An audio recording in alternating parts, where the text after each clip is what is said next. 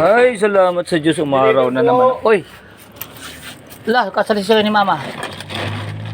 May umalis sa mama? O kasi may gagawin daw yung tatapusin niya na yung ano niya, yung Padala ko.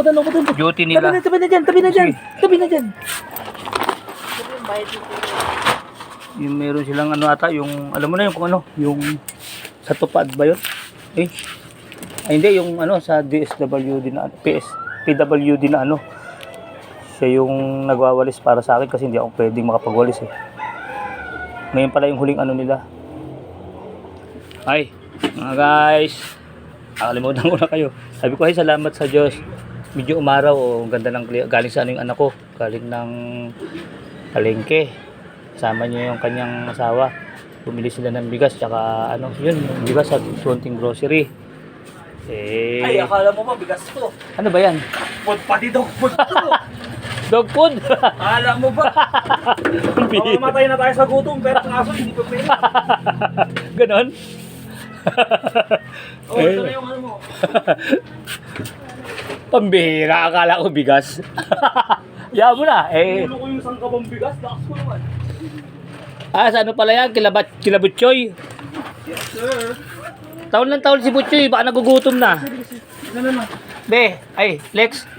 Taon ng taon si Butchoy kanina pa. Ano? Siguro nagugutom. Si Butchoy, yung ano yung aso niyang K9. Nagluto. Andiyan daw pagkain mo sa ibabaw yung baboy. Hindi nagluto kasi mama? Nagluto lang ng ano yung ginataang ano yung isda na may pechay. Tapi dyan, ano? Sa'yo daw dyan yung baboy. Si Ashley kumakain naman ng ano yun ng isdang may pechay. Ayan o. Yan ang sa'yo. Kasi di ka yan. Tapos yung pechay na may ginataan. Kumakain ka rin naman ng Alex no? Pwede sa'yo no? Sige sa inyo ni Ashley. Masarap. Masarap nga ng luto ni baby. Kumain na ako. Nagluto kasi ng ginataang tulingan yung ginataang yung salamat, binilahan ako ng salamat sa Diyos, yung paborito ko yung Ricoa Kokwa Chats, binili niya ako ng biniling ko sa kanya pakibili ako ng bread pan. Ito kasi yung ito yung chichirya na. Hoy, bread pan. Baka naman na-commercial ka na naman. Ito kasi yung chichirya na kahit nagchichirya ka, hindi siya kasi tinapay naman siya. Chichiryang hindi chichirya. Na parang may imagine mo lang na nagchichirya ka pero tinapay pa rin ang kinakain mo. Salamat Alex. Ayun. Uy, dalawang klase pa bilis sa akin. Isang green tsaka isang blue. Ayos, may baon ako sa church mamaya. Sabi ko nga pala, hindi na matuloy-tuloy. Sabi ko, salamat sa Diyos, araw-araw naman. Ayun, binilad ko yung ibang mga yung buti sumingit ang araw. Binilad ko yung aking jacket. Yung kasi namamaho na pati yung towel. Ngayon nga lang pala umuwi dito, galing ako sa nanay ko ng ngayon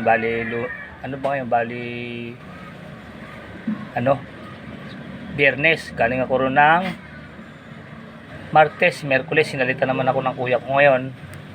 Siya naman ngayong Biyernes, Sabado, tapos bukas babalik naman ako. Siya Biyernes, Sabado ako rito, siya naman ngayon doon. Tapos kasi kaya tinapat ko ng gano'n para pwede ko matulog sa church ng Biyernes.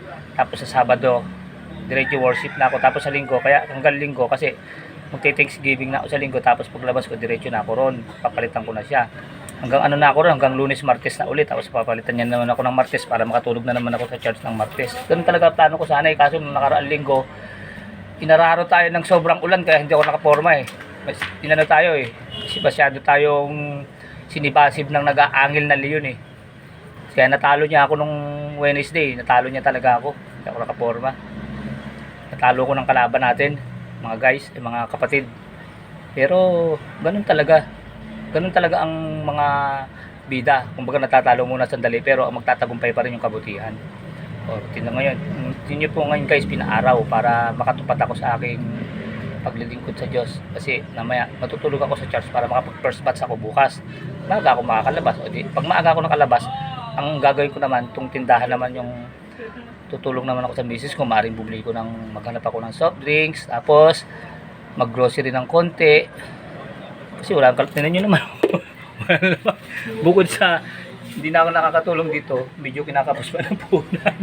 Ang dilim, ano na naman, liwanag na naman eh. Kaya ganun na nangyari. Yan. Siguro, mamili ng konti. Yung kahit ano lang, kahit mga halagang ano lang, mga 500, baka malay nyo, maabutan siya ng anak niya, si Mueldo eh. Pang ano lang, pandagdag-dagdag lang kahit konti, kahit paano para may tinda-tinda. Ganun.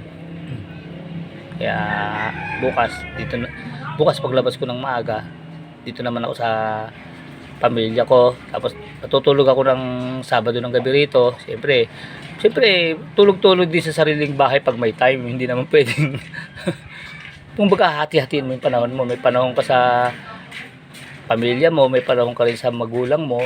Tapos ang pinaka priority yung panahon mo sa Diyos. Yun ang pinaka priority sa lahat. Yung mga ano dyan, huwag magtatampo ha. Kung sino man ang tinatamaan dyan, walang tampuhan to ha. Yun talaga ang nararapat. Talagang ang priority Diyos. Huwag mong gagawin second priority yung Diyos. Kasi baka mamaya gawin ka rin yung second priority pag nananalangin ka sa Kanya eh. Sabihin sa'yo ng Diyos, ay mamaya ka na. Mas pagbibigyan ko muna yun, mas malakas sa akin yun eh. Kasi ano yun eh. Gusto mo ganunin ka ng Diyos dahil ginagawa mo siyang second priority. Inuuna mo yung mas nakakatulong sa yung tao eh. Ito tatandaan nyo, kahit ang tao nakakatulong sa inyo, ginagawang instrumento lang ng Diyos yun. Ang tumutulong sa inyo talaga yung Diyos mismo. Kaya although talagang tatanaw tayo ng utang na loob sa mga taong tumutulong sa atin, pero pagka nasa pagitan ng kailangan mo ng pagpili na yung ba, nasa pagitan ka ng alanganin na pagsamba at saka yung pa-priority mo talaga yung tungkulin mo sa Diyos. Pero hindi ko sinasabing hindi sila mahalaga. Mahalaga sila sa akin. Pero lagi yung tatandaan. Mahalaga sila pero mas mahalaga sa akin ng Panginoon Diyos. Kasi yun ang unang turo ng Diyos eh. Ibigin mo ang Diyos ng higit sa lahat, ng buong puso at buong kaluluwa. Pero inutos din ng Diyos na ibigin mo at igalang mo ang iyong magulang, sinabi ng Diyos. At sinabi rin ng Diyos, utos niya rin yun, mahalin mo ang iyong asawa na gaya ng pagmamahal mo sa iyong sarili. Utos ng Diyos yun eh, kaya susundin mo yun. Kaya lang, meron siyang inutos na nakauna-unahan eh. Although sinabi niya mahalin mo ang iyong asawa, ibig sabihin lahat ng mga bagay na malalapit sa iyo, mamahalin mo, pero hindi po pwedeng mas mahal mo sila kaysa sa Diyos. Pagka yung kumbaga meron ng nasa gilid, nasa pagitan ka ng choices, option, siyempre mas pipiliin mo yung mo sa Panginoon. Ganun po yun. Ganun ang nangyayari sa pagsubok minsan sa aming mga kapatid. Ay sana wala na, ikukwento ko lang. Ewan ko kasi di rin nila maintindihan kasi hindi naman nila alam ang aral. Basta ang iisipin na lang nila, wala kang utang na loob eh. Pero wala akong magagawa kung ganun ang iisipin nila sa akin. Ganun talaga eh. Wala akong magagawa kung ganun ang isipin nila. Kasi sinabi ng Diyos yun eh. Ay sinabi ng Panginoong Kristo bago siya pumanik ng langit eh. Bago siya pumanik sa Ama, sabi niya, kamumuhian kayo ng inyong sariling kasambahay ng dahil sa akin. Sinabi na talagang magaganap yun. At natutuwa ako nagaganap sa akin yun. Ibig sabihin, kaya nagaganap sa akin yun, nakamuhian ako ng sarili kong kasambahay. Alam niyo kung ba't ako natutuwa? Dahil hindi ako natutuwa dahil kinamumuhian ako. Natutuwa ako dahil nagaganap sa akin ang sinabi ng Panginoong Kristo. Hindi ibig sabihin anak niya ako kasi natutupad sa akin yung sinabi niya. Pero hindi ako natutuwa na dahil kinamumuhian ako ng mga mahal ko sa buhay. Hindi ganoon ang ibig ko sabihin. Ibig sabihin, natutuwa ako dahil natutupad sa akin ang sinabi ng Panginoong Kristo na kamumuhian kayo ng sarili niyong kasambahay ng dahil sa akin, dahil anak ko kayo. O, di ibig sabihin nun, anak ka ng Panginoong Kristo, anak ng Diyos dahil natupad sa iyo eh. Yun lang po ang ibig ko sabihin. Pero hindi po ako siyempre natutuwa na magalit sa akin ng mga kahit pa paano may mga utang na loob ako sa kanila kasi nung na-stroke ako, tinulungan nila ako eh. Siyempre, yung mga kamag-anak mo sa laman, yan ang tumutulong sa'yo. Pero, ang talagang kwenta po niyan, lahat ng bagay sa mundo, Diyos ang may-ari niyang. Maski yung binigay nilang tulong sa'yo, ginawa lang silang instrumento, galing sa Diyos yun. Yung sipag at lakas nila, kaya sila kumita ng malaki. Saan ang galing? Di ba sa Diyos? Kaya sila nagkapera. Ganun yun. Kaya basically, yung ibinigay nilang tulong sa'yo, galing sa Diyos yun, ginawa lang silang instrumento. Pero hindi nila maintindihan yun kahit anong gawin ko eh. Basta ang maiintindihan lang nila, wala kang utang na loob dahil inuuna mo pa yung kaysa dyan sa ganun ang magiging thinking of mind nila. Pero sa ganung parte ng bagay, wala na akong magagawa ron. Kasi hindi naman nila alam talaga eh. Kaya okay lang po yun. Ba't ba napunta ron ng usapan? Eh, kasi nga, napag-usapan natin yung duty kaya napunta ron.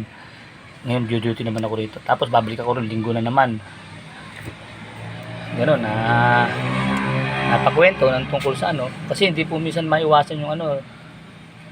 Kaya naikukwento ko talaga po eh, mga guys sa public. Yung naiipit po ako na parang nakakamuhian ako dahil ano, yung bakit daw parang inuuna ko pa yung ano, kesa sa magulang ko.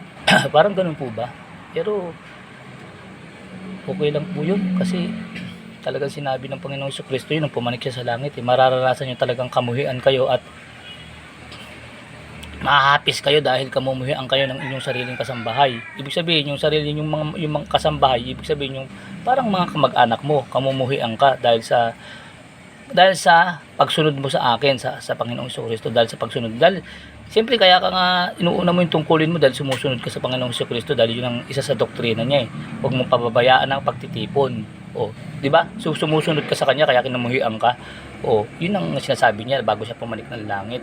Sabi niya, kamumuhian kayo ng sarili niyong kasambahay dahil sa pagsunod niyo sa akin. Kaya ang sinabi ko na sa inyo, di ba?